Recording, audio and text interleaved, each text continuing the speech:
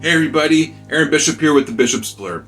In Genesis 37, we read another story that's similar to the story of Cain and Abel. A story of a time when God and a father favored a younger brother over all of his older brothers. The story of Joseph. Once again in the story, we find that the brothers, they respond the same way as Cain, the same way as the Sanhedrin when faced with Stephen. The brothers desire revenge. They want to kill their younger brother. But this story, it's a bit more complex as there are more players and there are more options on how to respond to Joseph's elevation.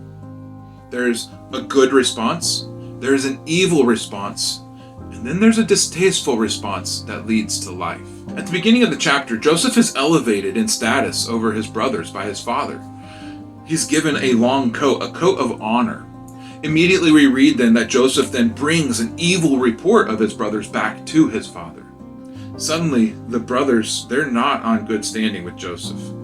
Then Joseph has a few dreams in which he is again elevated above his brothers. And Joseph then tells his brothers this dream. These events, and likely more, they begin to lead the brothers to react to Joseph in envy and in hatred. Well, as the story continues, Joseph is sent to check on his brothers while they're out in the field a good ways from their father, and he is sent alone. And as he approaches, the brothers recognize an opportunity. Initially, they throw Joseph into a pit while they try to decide what to do with him. Now, the first option, the evil option, is to kill Joseph outright. Quick, easy, gets him out of the way. No longer do we have to worry about this dreamer being elevated above us.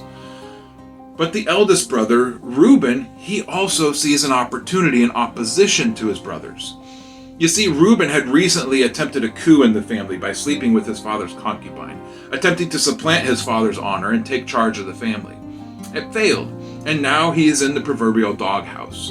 And so Reuben sees in this an opportunity to try to get back into his father's good graces. And so he proposes a good solution to the problem. He wants to bring Joseph home alive.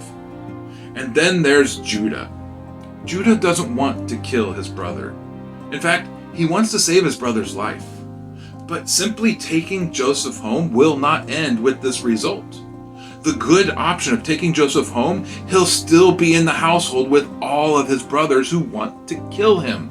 It's only a matter of months, weeks, years before someone isolates him and takes him out. Returning him home still ends with Joseph's death. I think Judah recognizes this, and he proposes a third option, one that appeals to the brothers' greed and envy, but also saves Joseph's life. He proposes that they sell Joseph into slavery. Now we look down on Judah for leading this, for selling Joseph into slavery. But when we truly examine the story and the paths that were available to them, this is the only option available that keeps Joseph alive in the long run. And from this we can learn that sometimes the choices before us, they're not so clear-cut as they might seem. They're not so clear-cut as the good choice versus the evil choice, because the good choice can end up in the long run being just as evil. Sometimes there's a third option that might look evil on the surface, but in the end it will bring about the most good. The challenge is to recognize these choices when we see them.